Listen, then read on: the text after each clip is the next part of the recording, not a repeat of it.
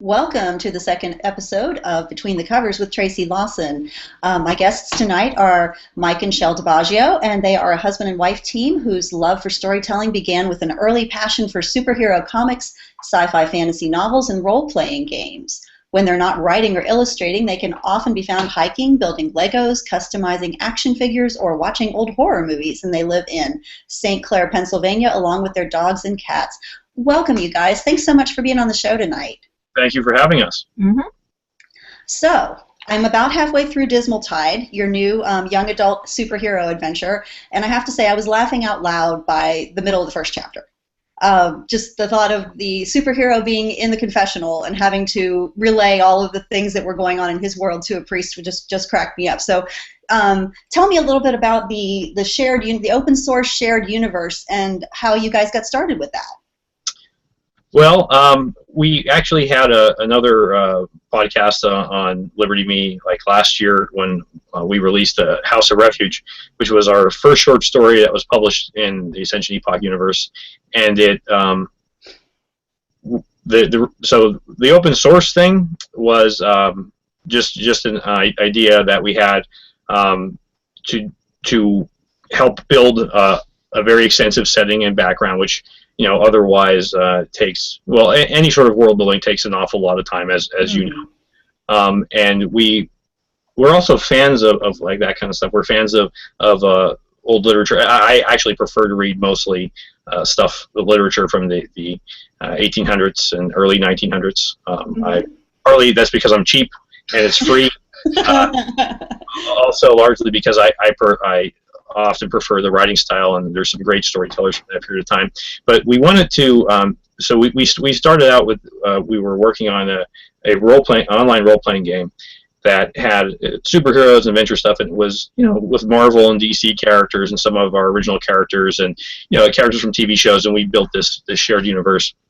And one day, Shel actually convinced me that we needed to do our own thing. Yeah, so we could actually sell it and try and make money on it.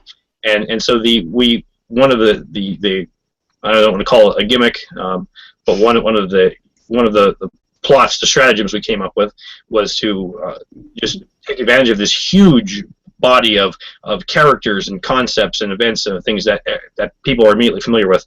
For instance, War of the Worlds is extremely significant in our backstory. And so we take stuff like that and 20,000 Leagues Under the Sea and like Tarzan, John Carter, Wizard of Oz, everything like that. We because it's in the public domain, and we were able to twist it to our own means and modify it the way we need to, and jam it together in a cohesive universe. And as I said, our first attempt at doing that was in House of Refuge, which doesn't actually have anything to do with superheroes or anything supernatural at all, although in the back of the appendix you do get this very slight reference to the Martian War that happened 100 years ago. And then everyone's all like surprised, like, what, there's Martians? Yeah. Yes. Yeah, that's awesome. I caught that War of the Worlds reference when I was reading through it, and I was like, oh, okay, awesome, yeah. So it's we're just alternate reality from way back, so it's very cool. It's a great touchstone for people already know, whether they read the original book or not, they're familiar with the War of the Worlds. They're familiar with the great books by Jules Verne, H.G. Wells. They're familiar with stories by Arthur Mack and H.P. Lovecraft, Algernon Blackwood, people like that, and so we can appeal to that right away. There's something familiar with our stories, and it also helps us create a very compelling universe, I think, because it's built on a proven foundation. Very nice. And so people are like welcome to create their own scenarios within the world that you've built. So it's like fan fiction, welcome fan fiction people, so it's, but even more so because they're collaborators, right? So. Right, exactly. I think one of the things, especially, like, as Mike said, when we started, we were doing like RPGs of Marvel and DC characters and stuff, and there's this, we do a lot of comic book conventions now too. And when you're doing comic book conventions, there's this whole big thing about like selling fan art. Is it legal? Like it always goes against copyright and everything like that. And it's one of those things. It's like why not pay it forward? Like people can use our stuff so long as they follow the Creative Commons license with attribution and share alike and stuff. And we want people to pay it forward too. It's like, why not create things that when people love something, you know, they want to create something else. Absolutely. You see my cat just jumped in on this. I'm surprised ours haven't. Yeah. Yeah. Leo decided he wanted it on the action, so anyway, it's anyway. But yeah, so sure. Alrighty. So we apparently have a lot in common. You know, I had to world build for my YA series, and I had broken my United States down into different quadrants. And I see that you did like the UCA, and you kind of combined parts of states together and everything. And I'm originally from Ohio, so the whole West Pennsylvanian thing, I get that. You know, it's so I enjoyed the references to Pittsburgh and all that stuff. So very nice. Thank you. Okay, so let's see. With the love interest, like I said, I love the idea of a 17-year-old who's also got superpowers, because he's got all the bravado and the swagger of that 17-year-old guy, with the added, and by the way, I happen to be a superhero, but also with a limited budget. And these are the kind of things that crack me up, because it's like, how are we going to make this work? How are we going to create something? And but with a, you know, like I said, a kid who doesn't have a day job, you know, and he's got to contrive and make his stuff creatively, and then still try and impress the girl and the whole thing. So you've got the whole teen angst thing, but with the superhero crime fighter too. And I think it's immensely appealing. It's a really neat twist. I enjoy it. Yeah. So I don't want to say any of this is realistic, of course, because there's superpowers and there's monsters and Martians have invaded. But we wanted to make it, once you assume these ridiculous things are true, the rest of it falls into place. And that includes things like understanding that if those things really did happen, they really occurred, that the world would be different. You brought up like a couple minutes before about the UCA and how the what is currently the United States in our world is actually all of North America is broken down into like 24 smaller countries, and that's largely legacy of the Martian invasion. That basically destroyed all these empires, and they never recovered from it, thankfully. And that was a conscious choice, that because we wanted to also there's libertarian elements in all of our stories. They sneak in, whether they're overt, like in House of Refuge, or sort of more under the covers here. They do pop their head up a couple times very overtly in the Dismal Tide.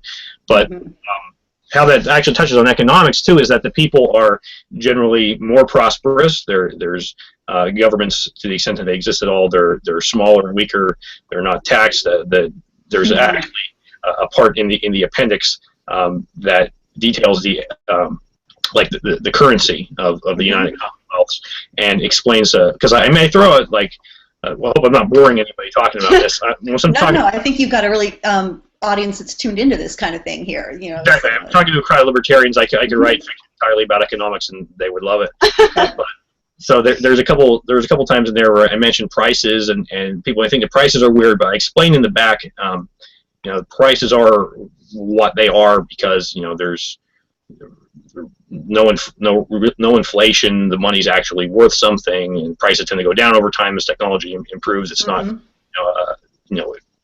things keep going up in prices. They often do in many sectors of our economy now. So yeah, and honestly, that appendix was really helpful because in your world building, because I came in on the second volume instead of the first volume. I hadn't read the first one yet. So, but of course you can pick up the second one and cotton on really quickly. In the first chapter, I was fine. I felt like, wow, I'm good with this. I could go back and read the first one later just for the fun of it. But you can jump right into this world, and it's fine. But it's nice to have that appendix in the back. And then when you do explain a little bit further about some of your references to other literature and everything, I think it's really great to connect people to the literature of the past. So, Tracy, I'm so glad you said that, because it was a concern for us how well someone would be able to jump into the first one. And we tried to explain the characters as well as we could without diverting it. But I'm also happy you said you like the appendix, because we get some people who just hate the appendix, people who don't like the appendix, other people who like the appendix better than the story. Like, we don't know what you want, so we're just kind of going to do what we want. Yeah. And you just kind of throw everything at the wall and see what sticks, because you're going to have different people who like different things. That's been a concern for me too, because my second novel in my series just came out, and I had asked somebody to review the second book, and they were like, oh, I don't know if I want to review the second book without reading the first book. And then they said, well, it took about 10 pages, and I was fine. because you fold your backstory in organically as the story goes along. And at first, if I was to pick up the first volume, I wouldn't know Sebastian well in the first 10 pages. Right. Just like I don't know him well until I get a chance to know him. But by the time he walks out of the confessional, I feel like I've got a pretty good idea of who he is. That's actually the main purpose of that scene was to sort of establish who he is as a superhero, as a teen superhero, but morally and his qualms and problems.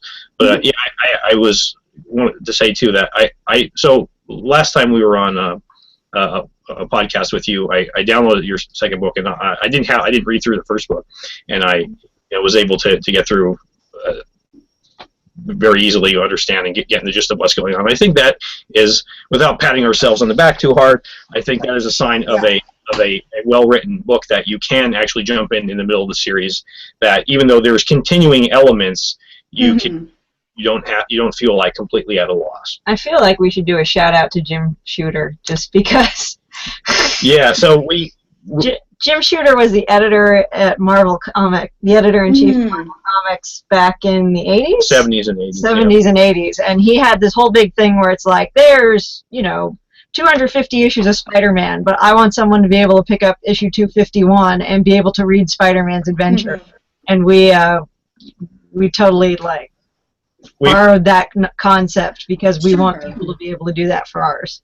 It makes the whole the series more friendly and easy to jump into, and you want to minimize the obstacles to your readers enjoying your story, obviously. Absolutely, and I think we both kind of jumped in the action in our second books.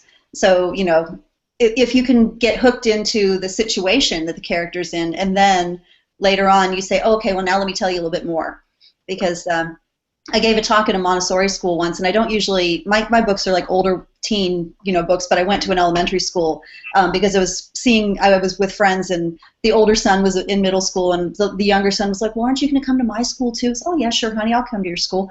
So talking to the fourth graders, this was the only kid who called me out on backstory out of all the school talks I've done. Wow.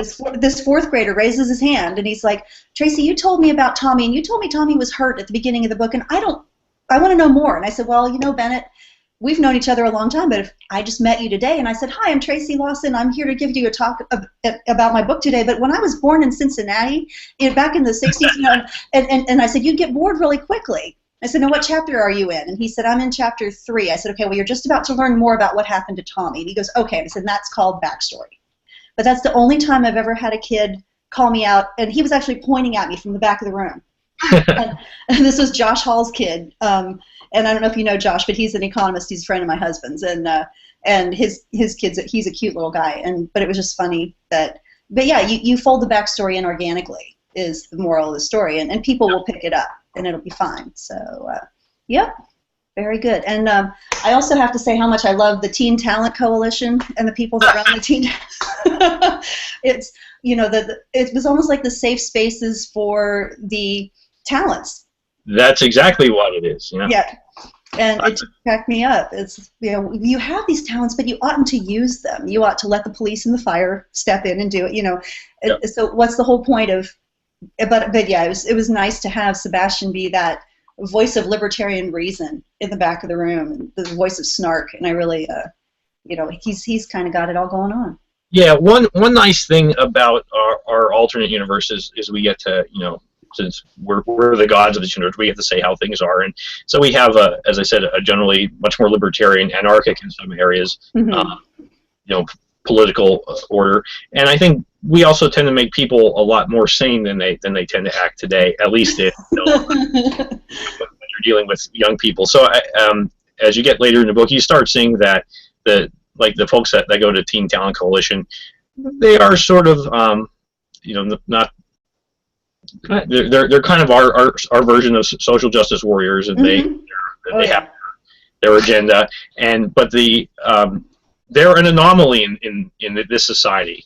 They're they're kind of marginalized in our society too, for good reason, but in this society they're much less tolerated, and you see people, not just Sebastian as this very plucky, go get him, enjoys the superpowers kind of guy, but other people just they're not having any of it. They're not tolerating them, but there's this there's undercurrent of constant subversion on their part that will occurs throughout the book and will continue to occur through the rest of our series. I think one of the other, like, it doesn't just stop in this book. Like, you're going to be seeing throughout all the forthcoming books that everyone has an opinion on talents and what talent should be doing. Mm-hmm. And it's not just the TTC and the GPRA, but it's going to be people that are talents, people that aren't talents. You're going to be dealing in later books with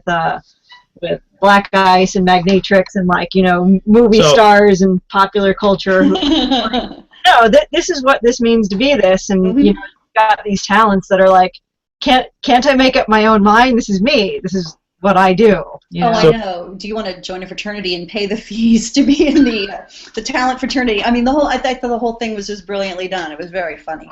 Thank you. I think just spend a minute to say that a talent, first of all, for people who don't know what we're talking about, a talent is a name for someone that has superpowers.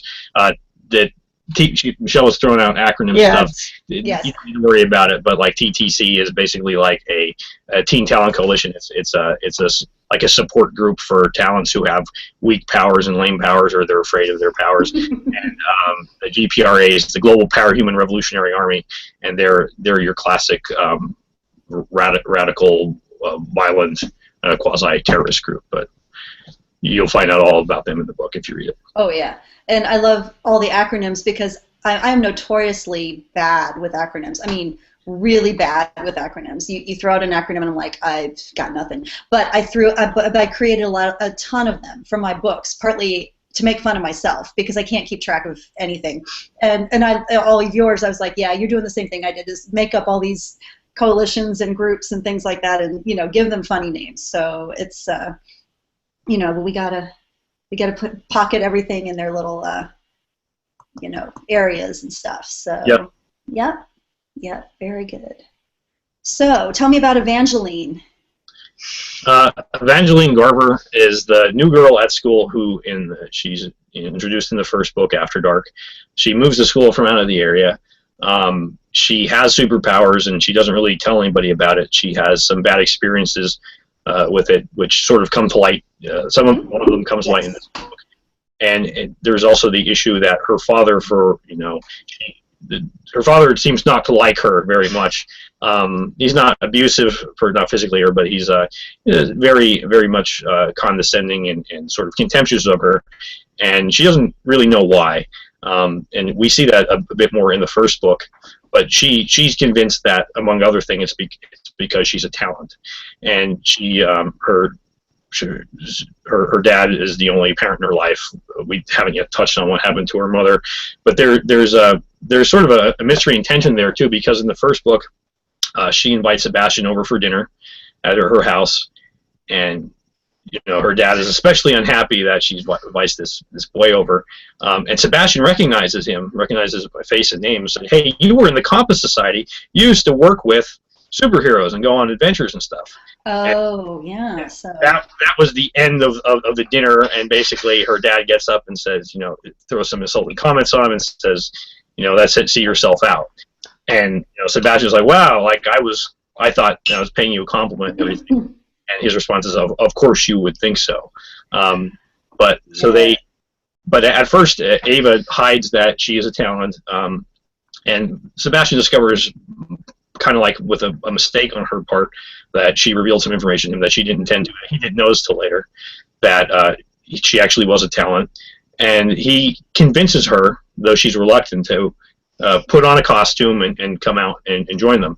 And as we see when she first appears in costume, she wasn't that reluctant after all, because she was just waiting for an invitation, huh? Yeah, she actually had a costume made, and she came in, and she didn't know that Sebastian was a talent either, because in fact in the first book there's another sort of a clash with TTC types where Sebastian, they have this argument about metahuman rights, and he's like, there's no such thing as metahuman rights. So of course they take that as like, oh, you think metahumans are animals and they don't have rights, and he's like, my point is that everybody has the same rights and there's none of this identity politics crap. But she took it at the time and she was very defensive. I'm a talent. I don't want him to find out. They had a blow up, but they sort of patch things up in this. But Ava is like the she's the sorely lacking feminine side of the team, which I mean that not just in terms of her being a woman, but in terms of her strengths. They're, whereas Sebastian and Alex are, they're very impulsive and they're aggressive. She's patient. She's more compassionate. She's more restrained, and they need that, in fact. And just like she actually needs them to sort of not be afraid of herself and other things and be able to confront them. And I just always, like, the thing I really like about Ava, and, like, Mike is the one who predominantly writes Ava, I almost never know how she's going to react to things, because she's still growing and figuring out her sense. Sebastian's so overpowering in personality. Yes. That like, the interesting thing to watch with her is when she gets her moments of strength, when she actually stands up and says something, or when she shrinks back, and watching that relationship with her, and especially considering for even when more members of the team join, Ava's the strongest member of the team unless they're near the ocean or something. Yeah, she appears at first as a shrinking violet type, but she actually has a tremendous reserve of strength, and her power is quite exceptional too. She's a thermokinetic. She can generate heat, intense blast of heat, as we see later on in the book, and that's also something that horrifies her, because she's afraid. I have this power within me, and I don't want to hurt anyone. I don't want to burn my house down. I don't want to accidentally microwave my cat. But by the same token, when she is forced to unleash it, she also feels kind of liberated with that. But then circumstances occur where maybe she pushes it too far, and then she gets worried about it again. And then we have this going back and forth on not just obviously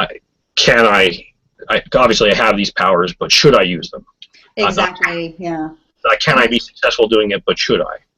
Right. It's kind of like every kid growing up except to the nth power, because she's got a deadly power. We all have our powers as we grow up, our allure to the opposite sex, our powers of persuasion, of all these things that we figure out is when we're teenagers and young adults. Whoa! Cat just jumped off my lap. Sorry about that. Caught my earbuds on his way down. Okay, 13 pounds of force just headed. Okay, but anyway, she's figuring out who she is, but she's also got to figure out the whole superpower thing, and she's the one with the deadly superpower. She's But I was going to ask you guys, do you write their scenes together when Sebastian and Ava are together, and when they're exploring their budding relationship? It's that's got to be kind of fun to. And if he's writing it and you get to read what happens, and it's like, that's kind of cool. Yeah. We discuss it a lot. We don't usually usually actively work on writing the thing at the same time. But we talk about it constantly. I mean, I think we talk about Ascension Epoch characters and stories more than we do household finances. Well, they're real. I understand exactly what you're saying. My daughter got me one of those shower notepads for Christmas that you can write when it's wet. Yeah. Oh. And so I'm constantly, that's where you have your best ideas, is in the shower. So now I can write stuff down, and my husband's he's getting snippets of the story, just like one or two lines, and he said, yeah, this is kind of cool. I'm kind of getting a snip, what happens after this, but yeah, my characters will show up and talk. Yep. And I don't know if you guys have the same experience, where you'll just catch a little bit of dialogue as you're drifting off to sleep, or as you're waking up, and then you go, oh wait, who was that? And I need to write that down, and so yeah. Mike and I have stories, like parts of stories, written out for years with these characters. It just so happens that most of the characters that Mike created are the ones we're dealing with right now. I actually end up, if I retouch anyone's dialogue, it's usually Mysterious X's at this point. He's a character that both Mike and I and our friend Russell Williams have a lot of input on, and therefore he's the one that, right now I could be like, no, you did his dialogue, it doesn't quite sound like him, let's retool this. And so the Mysterious X is he doesn't have superpowers. Right. But he nevertheless is an adrenaline junkie. He loves the idea of being a vigilante, and he loves going out to beat up scumbags. And so one of the difficulties, I guess, sometimes we have writing him is that because him and Sebastian grew up together and they're best friends for a long time, that they sometimes, inevitably they're going to sound like each other to a certain extent.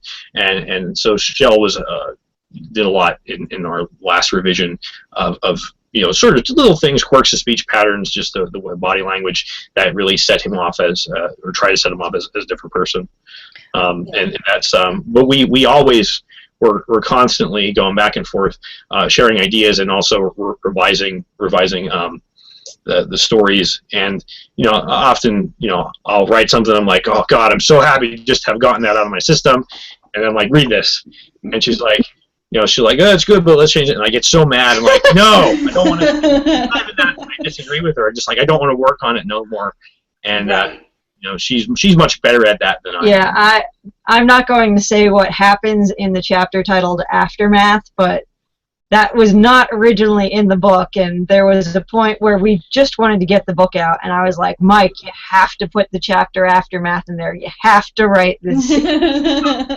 Interesting story about the Dismal Tide is that it really flows in a very solid character and story arc with the first book, After Dark, and the third book, The Crucible, which is coming out as soon as I write it. I'm not going to give any headlines on that, but it was the Dismal Tide and After Dark were written to originally be in the same book, but we couldn't finish it all in time for some conventions last year, so we rewrote After Dark to sort of be a standalone book.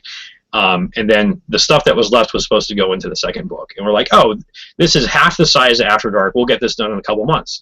And so it was supposed to be done in November of 2014. And of course, it was released in December of 2015.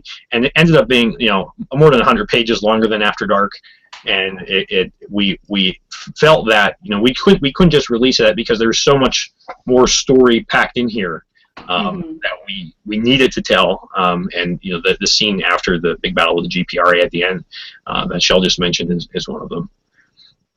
Oh yeah, because that's the thing, is the story sometimes takes on a life of its own, and you think it's going to be one book, and then it does that, and I can't get that to do that in that many pages, and so you end up with another book, and that's a wonderful thing, because the whole process of creating and selling a book is so much easier to do on our own these days, isn't it? So we can make as many books as we want.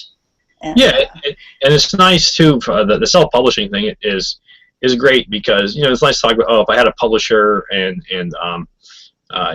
they'll do a lot of marketing for, and sometimes they do, and other times they don't.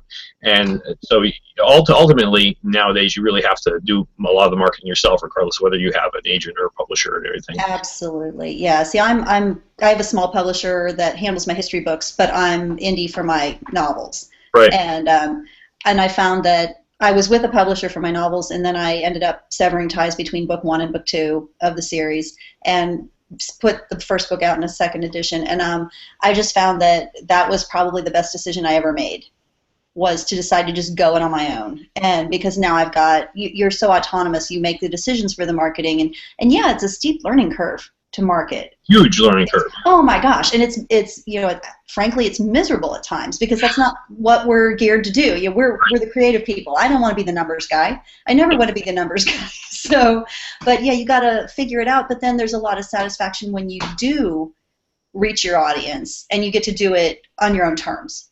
So, Well, I was going to say, to be honest, we haven't mastered that learning curve. I mean, that we're still at the bottom of it. I don't know. Working it. Yeah, it takes a while, and just kind of keep trying and keep. Like Frank Markopoulos told me, it's like you're a monkey in a room with a bunch of levers. You just keep pulling levers, and every now and again you get a banana. And the interesting thing about it is that depending on who you are and the kind of book, the lever that works for one person doesn't give the banana for another person. 100%. Yep, that's very true. That's very true. Say something? Sure. I was going to say Mike cheated at the whole self-publishing thing, though, because he married an artist and an editor, so he gets those free. Yeah, see, that's it. Yeah. It's much easier to do that when you have two people in general, but especially Shel used to work at a newspaper, and she was a copy editor there, so she enjoys editing and actually reading like line by line, every word, making sure every letter is there. I hate that, so it's great. Just, here, take this. Take this and fix it. Yes, it's. Yep. Now I don't know if you guys do this, but I'm in the second draft of my third book right now, and I've gone through the manuscript this time and double-checked motivation, like in every scene. What does the character want? What are they doing in this scene? And does it jibe with what their ultimate goal is? And once you've written the entire book and you're going back and making that next pass, I found that it made me tighten up the story so much, because when you sit down and you think in each little individual snippet, what does this person want at this moment? And what is their big goal? And it was like a revelation when going through and editing like that. So I found that was really helpful to Yeah, I think we had to do that throughout this book. In fact, we rewrote so much of it from its original state, and through the as we were doing it, the plot changed, not significantly, but enough that it didn't change like the sort of end result, but like it was like a river altering its course in slight areas, but that made significant change elsewhere. I actually think with us, sort of the characterization sort of comes naturally, or what people or what they want comes out naturally. I think what really hits us is making sure all the pieces fit together and adjustments. There was the chapter Rusty, like that changed where it was in the book 2 or 3 times, and it's like, can they be talking about this because this happened here and now we have to take this part out, and that was really massaged into place. Yeah, so certainly we did a lot of that, but I also think that we did really address we had to think a lot about the reasons various characters, not so much the main character. I think we knew the main characters very well and why they did things, but the supporting characters and a lot of the adversaries, we didn't really have, for instance, the GPRA are big, they're the big enemy of this book, and we introduced them a bit in the first one, but we didn't understand them. They were just sort of, they were radical punks with superpowers, but we didn't understand them, and we had to understand them in order to really make the plot have weight in this book, and it took a while, but it's really weird because you feel like you're actually learning about a real person, and it's not so much that you're forcing things into place, but they kind of come naturally, and you understand them in the context of past events, just like real people and how that affects them, and like, oh, because this happened, this character acts this way and would believe this way, and the way we originally had them portrayed doesn't really make sense. So I think we did that as well. We had to do that a lot with Slam too, actually. Slam, the superhero fraternity, because they were initial concept. They were just kind of a joke. Yeah. And as you can see, they're still kind of a jokey group, but we actually end up developing a very significant set of backstory and personality with them, and they became a more important part of the book as well. Yes, I found that too, exactly. And you feel like you reach a certain point in your manuscript where it's like you're playing computer solitaire, and all of a sudden all the cards start to cascade, and you know that you've won, you know that you're on that downhill slope, and that's when it starts to get really fun in the revision process, because revision can be fun. It doesn't have to be a hard slog. So I like that. Yeah, well, no, I actually... Come on, Mike, revision, I just hate having to do work twice, right? That's just my opinion. To me, revision feels like doing work twice. But I understand it has to be done. But what was nice about the release of this book is that every time I read it, so I'm a big stickler for continuity, so that's very important to me, but I have to take at least like 2 weeks off between writing or when I last read a chapter to read it again, because I want the details to sort of be forgotten, so that I'm seeing it kind of like with the eyes of a fresh reader, that they can pick out little mistakes. Yes. But it was nice going through that and saying, hey, I don't hate this manuscript. I know, isn't that wonderful when that happens? That happened to me too, and I hated it for a while, and then you're like, wait, this isn't so bad after all, and it's a wonderful thing when you fall back in love with your story. So yeah, it's like nothing else. Yep. Wow, this is awesome. Now, we ran a little bit long because we had a few technical issues getting started, but we are a half-hour show, and so I was wondering, do you have links for us? Our invisible Mike might Mike Reed might pop up some links to where we can get your book and your website and stuff like that. So we'll have him put those up. But do you have anything else you wanted to say to kind of close with? All of our books are now on sale for 99 cents on Amazon. All of our ebooks. We have 6 books out. After Dark and the Dismal Tide. We also have our Martian War anthology short story anthology, Population of Loss, Copper 19 Granite Man, which is like a pulp superhero mashup based on the King in Yellow, classic of 19th century horror literature. We have award-winning House of Refuge and Salamander Six, which is another extremely libertarian story about a group of private firefighters. And they're all for sale now. And you don't need any coupons or anything, just go on Amazon. They're 99 cents. And our website is ascensionepoch.com, which I'm sure I posted. I'm sure Mike will post afterwards. Yes, absolutely. But it's been great to meet you guys, and now that we're friends, we'll have to stay in touch. Absolutely. And it's just thank you so much for being on the show. And this is me wrapping it up. Thanks for being on Between the Covers, and we'll be doing another show next month. And next month's guest is Linda Sittig, who has written a book called Cut from Strong Cloth. It's a historical fiction about a young woman who immigrates from Ireland in the 1860s and wants to become a wool merchant. So, and I've read that book and enjoyed it very much. So we're kind of switching to historical fiction next month after superheroes. So it's part of the fun. So, but again, thank you guys for being on the show tonight, and see everybody next month. Thank you for having us. Thank you.